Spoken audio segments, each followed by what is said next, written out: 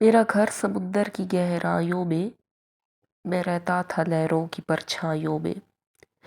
कभी सीपियों में कभी काइयों में, मगर एक दिन शौख तपती शुहाएं पुकारे कि आ तुझको तारे दिखाएं, उड़ाएंगी तुझको नशीली हवाएं। सितारों की धुन में वतन छोड़ आया, हवाओं ने मुझको शाखों पे बिठाया। समुंदर से उठा पहाड़ों पे छाया, मगर तेज झोंके ने आफत ये ढाई, मुझे एक पर्वत की चोटी दिखाई। कहा उसने लड़कर दिखा मेरे भाई, मैं लपका तो पर्वत ने मुझको धकेला।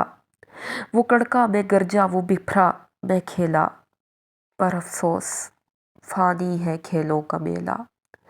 पहाड़ों ने ऐसी मुझे पटखी दी कि तंग आके मैदान की मैंने राह ली। मुझे ले उड़ी शौख परियां हवा की, मैं जब थक गया जोर से बिलबिलाया। हवाओं को बिजली का कोड़ा दिखाया, इधर से निकलकर उधर घूम आया।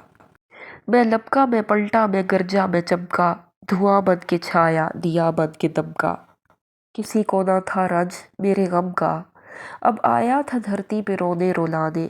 मैं रोया तो दुनिया लगी मुस्कुराने। ये क्या राज है ये कौन जाने, मेरे आंसुओं से ज़मीन धुल चुकी है। मेरी ज़िंदगी इसी तरह खुल चुकी है, मगर एक गुत्थी तो अब खुल चुकी है। ये सब नाले दरियाओं में जा गिरेंगे, दरिया समुंदर से जाकर मिलेंगे, समुंदर से मिलकर मेरे दिन फिरेंगे। अस्सलाम वालेकुम माय वाइटी फैमिली, कैसे हैं आप सब। तो जी अपनी वीडियो का आगाज़ मैंने आज अहमद नदीम कासमी की खूबसूरत सी नज़म बादल से किया है। इस वक्त बादल बने हुए हैं और साथ ही जो है वो सिस्टर ने बच्चों के यूनिफॉर्म वॉश करने थे, तो इसके लिए मशीन जो है वो लगा दी है हमने। और मैं जो है यहाँ पे यूनिफॉर्म जो है वो बच्चों का सबसे पहले डालूंगी ताकि वो अच्छे से वॉश हो जाए, और उसके बाद बाकी कपड़े भी इसके अंदर जो है वो डालते रहेंगे। तो वीवर्स, मैं अपनी सहरी और इफ्तार की रूटीन तो आपसे रोज़ ही शेयर करती हूँ, लेकिन आज की वीडियो में मैंने सोचा कि कुछ हट के होना चाहिए। तो यहाँ पे जो है वो मैं ड्रेसेस जो है वो डाल रही हूँ मशीन के अंदर।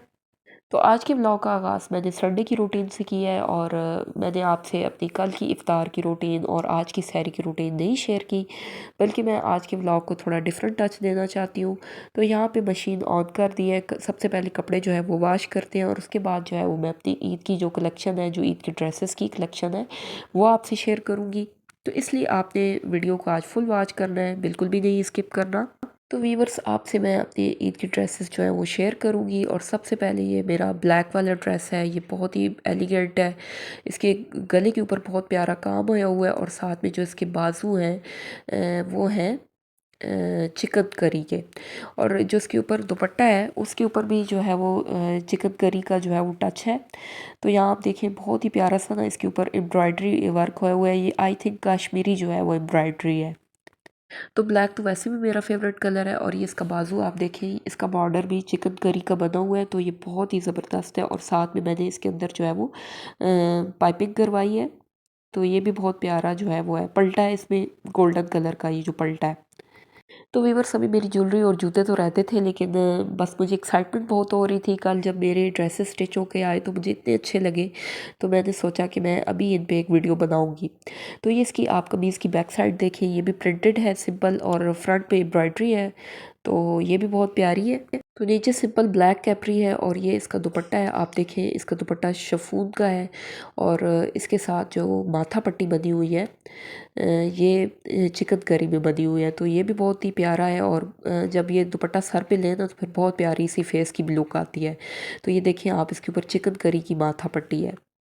तो वीवर्स, मैं ईद के ड्रेसेस बचपन में बहुत शौक से बनाती थी, लेकिन फिर एक टाइम ऐसा आया जब मुझे ईद के ड्रेसेस में बिल्कुल भी दिलचस्पी नहीं रही थी, और मैं ईद वाले दिन अगर ड्रेस होता भी था न्यू, तो मैं नहीं पहनती थी। फिर वीवर्स, मैंने ईद के लिबास की जो शरई हसीयत थी वो पढ़ी कि जो ईद का लिबास होता है उसको पहनने से सवाब मिलता है।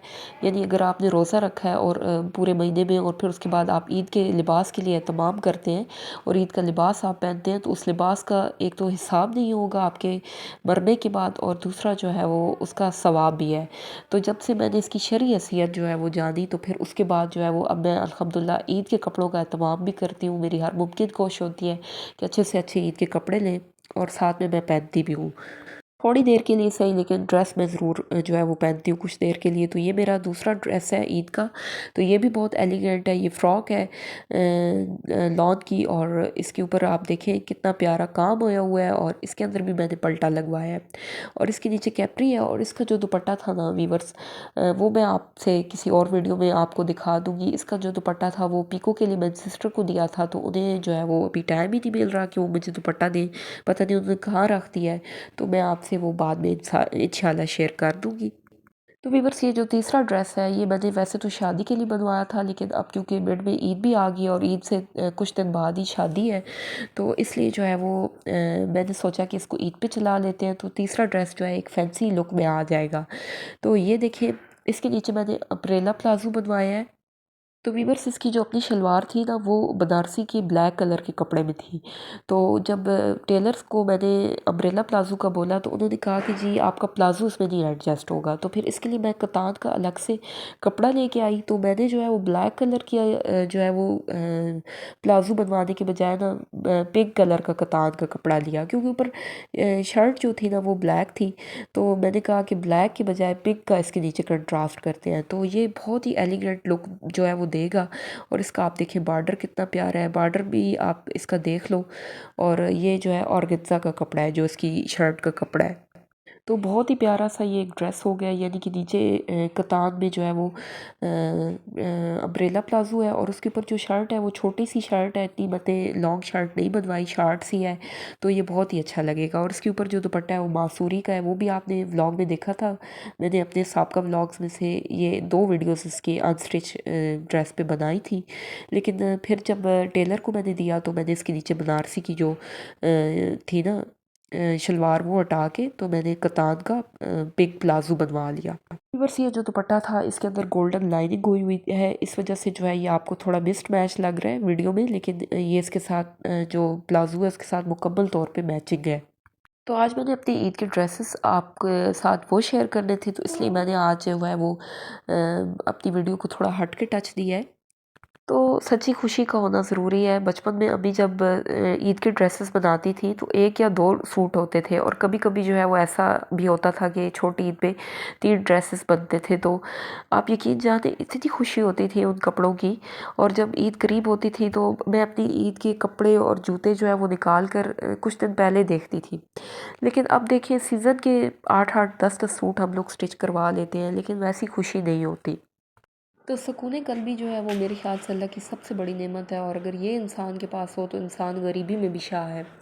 तो अल्लाह ताला सब लोगों को सुकून क़ल्बी अता फ़रमाए। और इसके बाद जो है वो मैं अब जाऊंगी बाज़ार, और मैं अपनी बैंगल्स और बाकी की शॉपिंग जो है वो कंप्लीट करूंगी। व्यूअर्स, मैं बाज़ार आ चुकी हूँ और हल्की सी कन बंद हो रही है, तो बस यहीं पे अपने व्लॉग का एंड करते हैं। फ़ी अमान अल्लाह, मिलते हैं आपसे नेक्स्ट व्लॉग में।